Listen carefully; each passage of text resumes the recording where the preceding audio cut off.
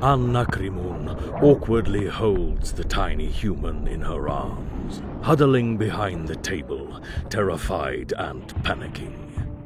The human cries, tears streaming down her small face, while screaming for her parents. Yet the destruction outside drowned out her cry. The husband's hand turned white, gripping the revolver, shielding his wife while trying to stay quiet as the hulking armored brute loomed outside their ruined home. Why is this happening? Where did it go wrong?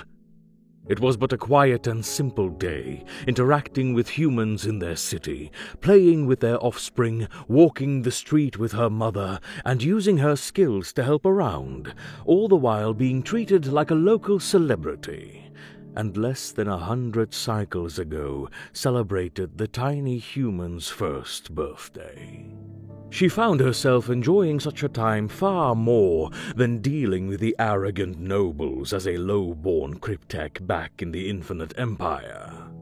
But such a quiet and nice time had been shattered by dozens of human spaceships arriving in orbit, and the primitive armored brutes that dropped down from orbit in their transports.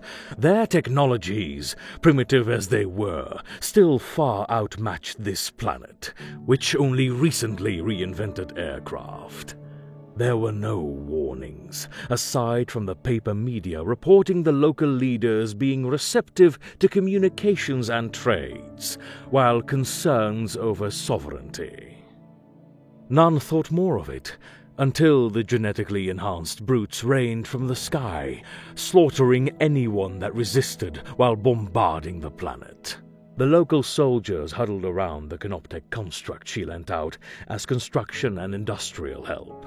Under her panicked command, the invaders found themselves crashed into a wall of necrodermis in this city. Their bolter damages swiftly repaired by scarabs, and their power armors brittle as jelly against the superior Necron-tier weaponry. But the Canopteks could not hold out for long. As more invaders arrived along with heavy weaponry, the constructs were rapidly getting whittled down, protecting the humans.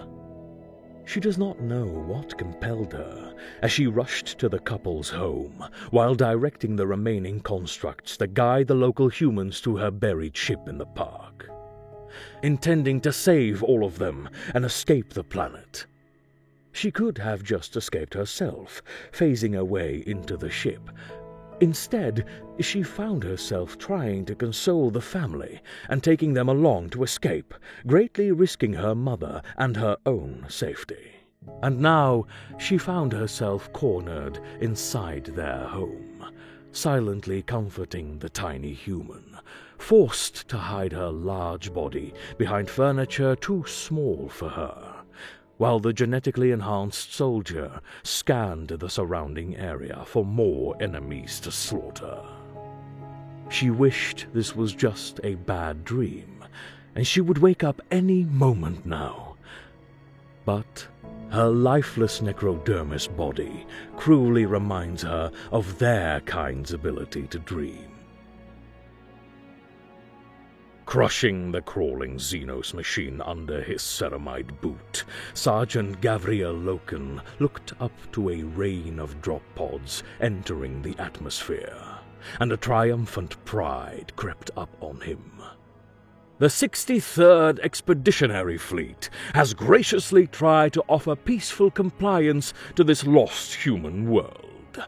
Yet, the corrupt and greedy planetary leaders' refusal has forced their hand.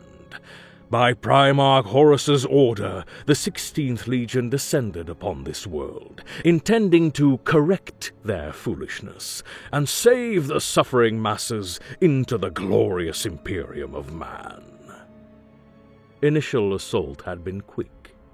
The primitive weapons of the locals could barely make a scratch on the power armors, and their rudimentary armored vehicles are but thin sitting targets that can be disabled with only a few bolter shells. Within hours, most of the planetary resistance had fallen, and leaders of those backward, fragmented states were dragged out of their offices and summarily executed. The Imperial Army and iterators were already boarding the landing crafts, readying for cleanup, before reports of unexpectedly severe resistance came from one of the state's capitals. 3 companies' worth of legionnaires were almost wiped out by the sudden appearance of Xenos machines resembling abominable intelligences, with Astartes' power armor barely a hindrance to their disintegration weapons. Loken, part of the initial assault forces in this neighboring city, arrived first to aid his brothers. Shortly after, 15 companies' worth of second-wave reinforcements will be arriving from orbit. He is appalled and disgusted by what he has witnessed here.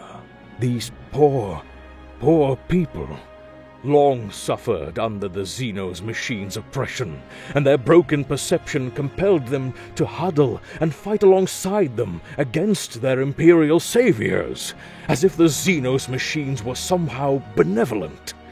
Even when Loken prioritized the destruction of Xenos machines, the humans still attempted to attack him, forcing him to put them out of their misery. The Xenos machines are low in number. Slowly but surely they are being destroyed, along with the local resistance. Iterator Sinderman will have a field day here, Loken mused.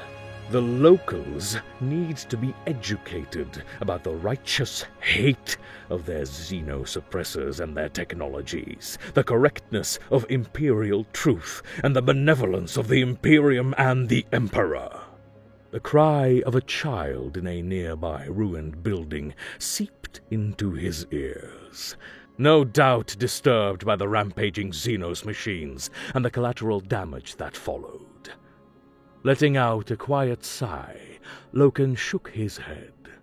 Such is the temporary ache of human supremacy. It could have been avoided, of course, if the locals did not make them do this, by rising against their Xenos oppressors and greeting their saviors with open arms. Now, however, many need to be executed, and those too far gone in the Xenos brainwashing would have to be servitorized as a mercy. A prosperous recruiting world will be set up here to provide the Imperium soldiers in their quest to galactic xenocide and the ascendance of all of humanity. As the Emperor of mankind, beloved by all, has vision.